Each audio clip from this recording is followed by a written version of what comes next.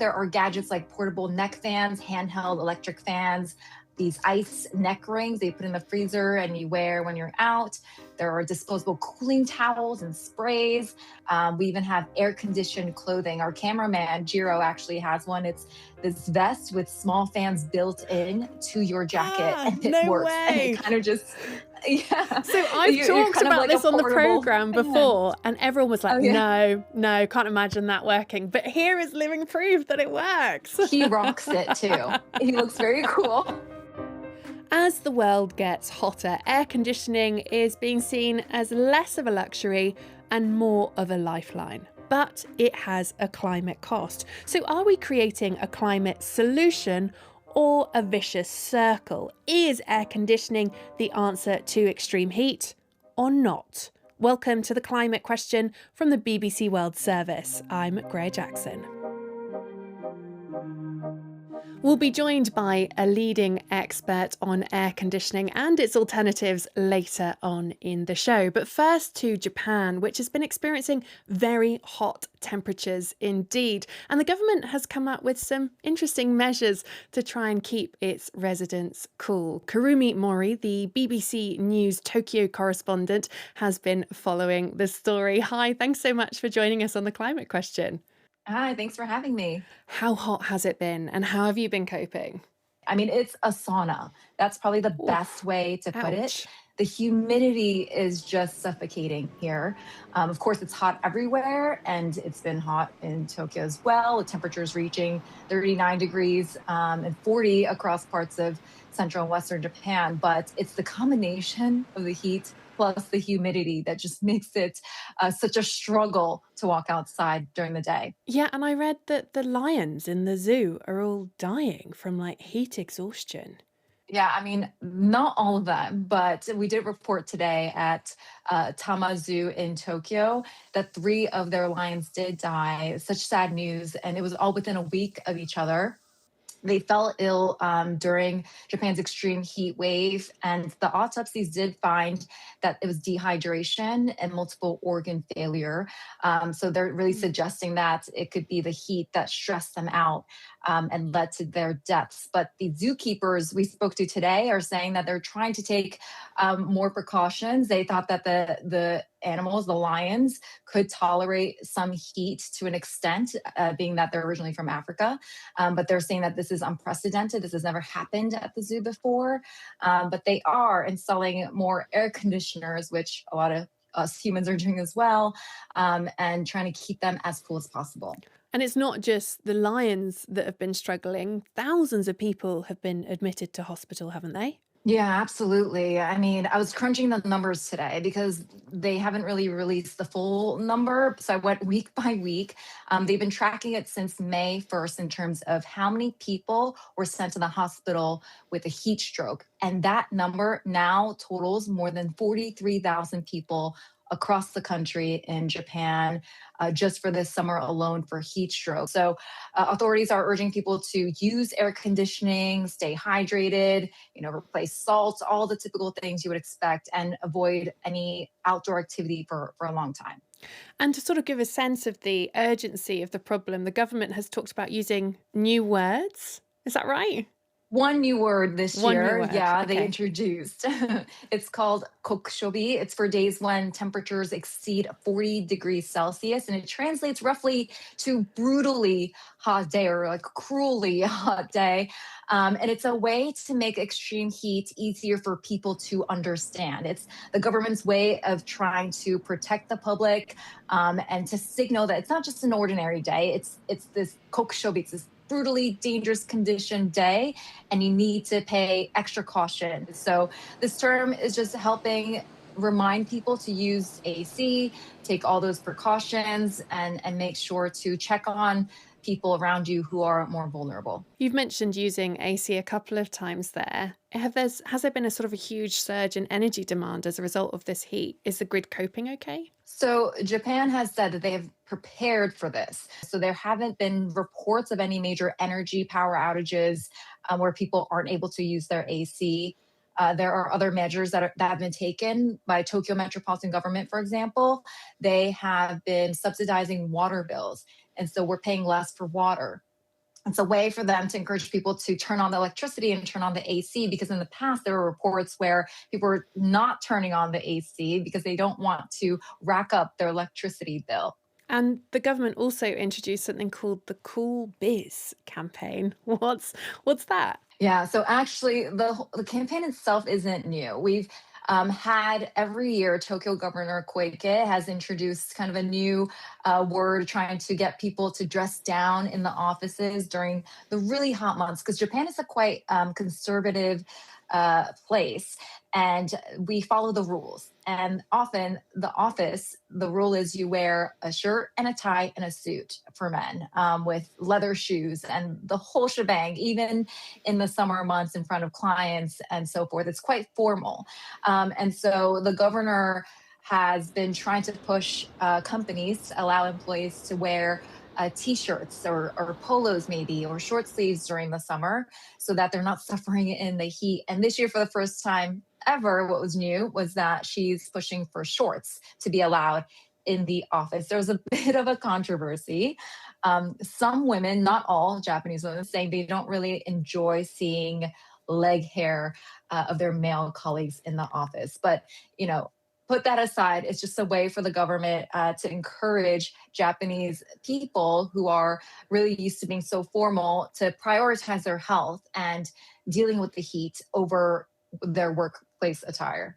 Right, okay. And are there other strategies like flexible working, or what other sort of mechanisms is the government relying on to keep people healthy, as you say? Yeah, I mean, they've been encouraging companies to allow for more flexible hours. So that includes shifting commuting hours away from the really, really hot times. So maybe moving up their shifts a little early or a little later as well. They're also encouraging maybe working from home some days when it's really, really hot, so that they don't even need to step outside. So they are trying to motivate some companies to implement more flexibility in the workplace so that people can stay safer in the heat. Mm. And I did read that there were some more sort of traditional practices that are coming to the fore again, like misting. Yeah, I think Japan has been keeping cool by combining some of the traditional techniques with modern solutions. Modern solutions being air conditioning is everywhere, and changing the workplace rules, like we talked about, and energy planning. But the traditional practices we see, one include uchimizu, it's called. It's basically the practice of throwing water onto the streets, especially in front of stores. We see this a lot. It's kind of a way to cool the surrounding area. It actually dates back to the Edo period. So when they're throwing these buckets of waters outside buildings, effectively the water is evaporating and you're walking through a cool cloud. Is that how it works? That's exactly what it feels like. I mean, Japan has implemented, especially for Tokyo 2020 Olympics, which was until Tokyo 2021. But for the preparations of the Olympics, they actually installed water mists at places like bus stations and big shopping streets. And I can tell you that when you walk past one of these misting stations that are kind of overhead when you walk, it really does feel like you cool down instantly. They feel amazing. Every time I see one, I kind of run towards it when I'm out shopping and want to cool down. But Japan's always coming up with these gadgets to keep people cool. If you go to any pharmacy, kind of drugstore, there are gadgets like portable neck fans, handheld electric fans, these ice neck rings they put in the freezer and you wear when you're out. There are disposable cooling towels and sprays that you put on your face and your head. And sun umbrellas are a huge one. I use mine all the time. We even have air conditioned clothing. Our cameraman, Jiro, actually has one. It's this vest with small fans built in to your jacket, Ah, and it no works. And it way. kind of just, yeah, So I've you're talked kind of about like a this on the portable program fan. before, and everyone was Oh, like, yeah. no, no, can't imagine that working. But here is living proof that it works. He rocks it too. He looks very cool. Literally. And this year, actually, what went viral was a one-person cooling booth that looks like a giant refrigerator that is supposed to cool you down in 10 minutes. So Japan always coming up with new ways to cool Wait, people so down. that's like in a station or something, and you just walk into the fridge, cool down, and come back out again? Exactly. Huh. Yes. Have you tried it? 10 minutes. I have. It is cold. It's quite cold in there. I can see it being great for places like construction sites where people are out in the heat all day. And I think it actually, to be more serious, I do think that it could be something that helps people in more emergency situations and to be able to just cool their body quickly because it is pretty chilly in there. I mean, I was cold by the time I got out. But I can attest that it does cool you down. It is effective. I've been told that it's quite pricey. So to actually buy one, operate one, that's another problem. But at least the innovation is there. At least people are trying to think of ways to keep cool in the future. And what about traditional building design? Because it's something I've been really interested in for a while that, often the ways that we used to design buildings tend to be quite resilient when it comes to both heat and cold temperatures. Yeah, I think the way that Japan has traditionally designed its cities and its homes, it was meant for not as hot of a Right. climate, but everything from having trees in your backyard to create shade in the home, to having the backyard with really big doors that you can kind of slide all to one side to get the breeze in and just do a more natural cooling technique. All of those. Are maybe not enough today. And so we're seeing a lot of people having to rebuild and install AC units. I mean, it's just, I think the heat has been overwhelming and we've been seeing an increase in temperature, right, over the years. And so I think that some of those traditional techniques are now being met with more of the modern solutions. Karumi, thank you so much for your time today. I really appreciate it. Thank you. If you're enjoying this, please do give us a like so that we know to make more. And if you have a climate question of your own, please do comment it below and we'll try and answer it in a future show. Now, let me introduce you to this world leading expert in air conditioning and many other things. She's been on the programme a couple of times before, so she's a friend. It's Dr. Radhika Khosla. Hello. Thanks for Hello. coming back. You're also an associate professor and an expert in policy and urban climatology at the University of Oxford as well. So it's great to have you here. Now, we know temperatures are soaring in Japan, as we've just been hearing, but all across the world. And we're projected to get many more heat waves as the climate changes.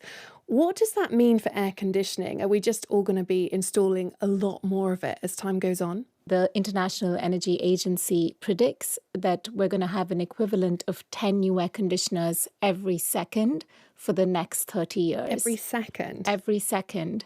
And that leads to an energy consumption that's equivalent to that of the United States, Japan, and Europe today. So we are at the brink of what we call an S curve, which is the rise in air conditioning that we're going to see. And it's interesting, actually, by the end of the century, global demand just from air conditioning alone is going to be that much higher than that from heating, which is really quite shocking because our energy discourse has been dominated by thinking about how we're going to keep ourselves warm in the winter. But that table is turning entirely. Wow. Okay. You say unfortunately, but we've just been hearing in Japan that people need air conditioning because the temperatures are so high. Even with air conditioning, thousands of people are being admitted to hospital. Lions are dying in zoos. So just slightly unpack that. Why do you say unfortunately? It sounds life-saving. Yeah, and that's a good question. And actually, air conditioning is life-saving. In Singapore, when Lee Kuan Yew was asked what made civilization possible in the tropics, he said it was air conditioning. And there are so many large parts of the world where we would not be able to inhabit if we did not have air conditioning. I say unfortunately because when air conditioning becomes the first go-to solution for how we deal with the increased, prolonged and extreme heat that we're going to face and are facing, it places stresses across the system that is not able to be met. So, we're going to see the grid collapse. We're going to see emissions rise. We're going to see all kinds of other impacts that actually are quite detrimental. And we reach a vicious cycle because then you're in a world where it's getting warmer. We're using air conditioning to be able to protect ourselves. That's leading to more emissions and more energy use that is then making the world warmer, and then we need more air conditioning. Right. But if in future, say, our grids are made up of mostly renewable energy, right? That doesn't lead to carbon emissions. Why is it problematic if we do go to AC as our first solution? So, when we're in a world where we have an entirely decarbonized grid, then actually it's a different problem to solve. The truth is that right now we're very far from that. When we look at the grid globally and we look at, where do our energy supplies come from, they're still predominantly fossil fuel based. And the rate of air conditioning that we're dealing with today is so high, that IEA number that I just told you about. So the pace of increase of air conditioning use is just not matched by that of decarbonization of the grid in this moment, which means that what we're buying and purchasing and using is actually running off a fossil fuel-based grid for the most part, which is then leading to all of these emissions. Is air conditioning becoming more energy efficient? It is, and that is good news. So when we look across different countries, whether that's in Japan or in India or in Europe or in China, we are seeing minimum energy performance standards go up. Are they the best that they could be? Probably not. And also, there isn't a harmonization across different countries. So different countries have different levels. Ideally, we want to be in a world where this is, everyone is following best practice. But also, often what happens is that the energy efficient standards and the technologies that are in the market, you have both the really efficient ones and then the sort of middle of the range ones. And people end up buying the middle of the range technologies much more than the highly energy efficient ones. Right, because there's less upfront cost, even though in the long term, I Yeah. looked at this with my fridge actually, Yeah. and I could pay about 4 times the price for a more energy efficient fridge, but it would take something like 7 years to make that money back. Yeah. It's a really hard challenge to navigate. It is hard, and this is where the role of policy and incentives is very helpful. Because how do we actually create that market demand so that, the choice that is made is one that is towards an energy efficient product, but also how do we create the base where the floor of, what is in the marketplace is of a high level already. And the other challenge I've read about air conditioning units is these refrigerant gases. Can you just tell me a bit about them and why they're so problematic? So air conditioning does use refrigerant gases, and these gases are F gases, and they have very high global warming potential, actually much higher than that of carbon dioxide. And most air conditioning units leak.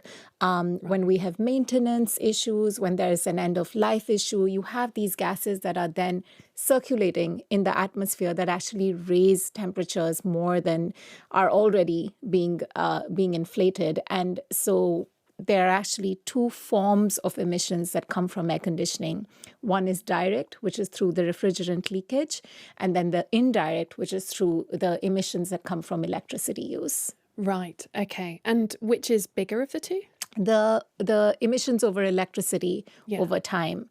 Also, policy-wise, we are in a world where, the Montreal Protocol and the Kigali Amendment to the Montreal Protocol, which over 150 countries have signed, are phasing down refrigerant gases. And it's actually one of the more successful climate agreements globally. So we should be in a world where we see those phase down over time.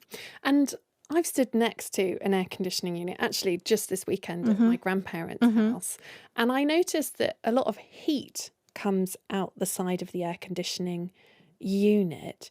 I just wonder if there are lots of these everywhere, whether that has the capacity to increase the local temperature as well.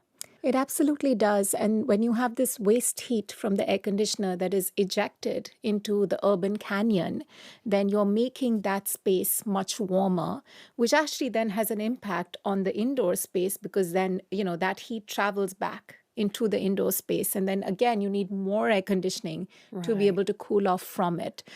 So it does exacerbate the urban heat island effect, which is the phenomenon of urban areas being much warmer than their surrounding areas. But also there's a real question of equity there because often you have people who work outdoors, who don't have access to an air conditioner, who are then suffering more because they have this waste heat that is coming to them. Right. So the effect is big enough that it can impact the people you're describing. Absolutely, but it also impacts energy consumption at that urban level because it raises the demand for cooling. Is the solution just to ditch aircon, or is it still part of the solution? It's absolutely part of the solution. Sometimes air conditioning is the only way in which we can provide thermal comfort. We also have a number of vulnerable spaces like hospitals, like care homes, where you're going to need air conditioning. So in no way am I suggesting that this is, a terrible thing that we should not go near. But what I am saying is that let's do things in the right order and let's follow what we call a cooling hierarchy, which is to say, what are the steps in which we provide thermal comfort that are then sustainable, that allow us to live in a world, say by the middle of the century, where we have thermal comfort for everyone, but we're doing it without destroying the planet. Right. Because that's the goal, right? We are going to need thermal comfort for everybody. But how can we achieve that without actually, sort of burning the planet down? So what are those steps which give us the biggest bang for buck? So one of the most important things is to do passive cooling first. Now, passive cooling is when we take steps to provide thermal comfort that are not energy intensive. Some of the most important ones are first to cut solar gain, which is through things like shading. The second is to enable ventilation, which, in most homes, especially in the developed world and in cold climates, we don't have access to. And modern buildings around the world, actually, often are glass structures where you can't open a window. And then the third way to do that is to actually use low energy technology such as fans and evaporative coolers. So if we work with these methods first, and then make sure that the technologies that we are putting in place are really energy efficient, that they are following the best practices globally and are harmonized globally in terms of their energy efficiency, we are cutting down the load of what the air conditioning needs to serve. Mm-hmm. Actually, what we find is that, if we're looking at sort of mid-century, we will probably be able to reduce about 60+% of greenhouse gas emissions just by following passive cooling, minimum energy efficiency technology standards, and rapidly phasing out refrigerant gases. Right. And then that last third, right, how do we get rid of that last third of emissions is by decarbonizing the grid. Right. And if you do that, you're in a world by middle of the century where you have thermal comfort for everyone, and you're near zero emissions cooling. Mm-hmm. So this idea of passive cooling, if I think about my house, what sorts of things would I be looking at doing to my house to get some of the gains, the solar gains, I don't even know what that is, that you were describing? That's the amount of heat that's coming into your home. Mm-hmm. Right. So how do you reduce the amount of heat that's coming out? Or just have shading. So it's really simple things like shutters, like curtains, like having awnings outside, external shutters, internal shutters. Actually, Europe is great for that. You look at hot climates and hot parts of Europe, like in Italy or in Spain, the built environment is made to adapt to that. There's loads of shading. So just, don't allow the sun to come in. That's probably one of the most important things we can do. And then the second one is to enable ventilation. And to cool at night is particularly important because that's when temperatures drop. And that's when, if you allow your built environment to cool down, it kind of, builds resilience for the next day. That's when you want to keep all the windows open. That's right. Yeah. That's right. And the evapo cooling technique you talked about, what's that? Yeah, so evaporative cooling, similar to what is being used in Japan, is the ability to use water as a way to reduce temperatures. And, that is by, the method that is being used in Japan by throwing water on the streets. But more commonly, it is through the use of green roofs or the planting of trees. Because what that does is, they use the heat to actually evaporate the water as opposed to using the heat to heat up. And that allows for a cooling effect that is actually very powerful. Another way to do this, which is actually even less intensive, is to have higher reflectivity of your surfaces. So painting surfaces white or painting them with high reflectivity, sort of colors and paints actually allows the radiation that's coming in to be reflected off instead of entering the building. And that in some cases is easier than planting trees or having a green roof or a green wall, and also has a very powerful effect. Brilliant. Thank you so much, Radhika. Really appreciate your time today. Thank you. Lovely to be here. And thank you for watching. Don't forget to subscribe to the BBC World Service YouTube channel so you don't miss a thing. I'm Greer Jackson, and we'll see you next time.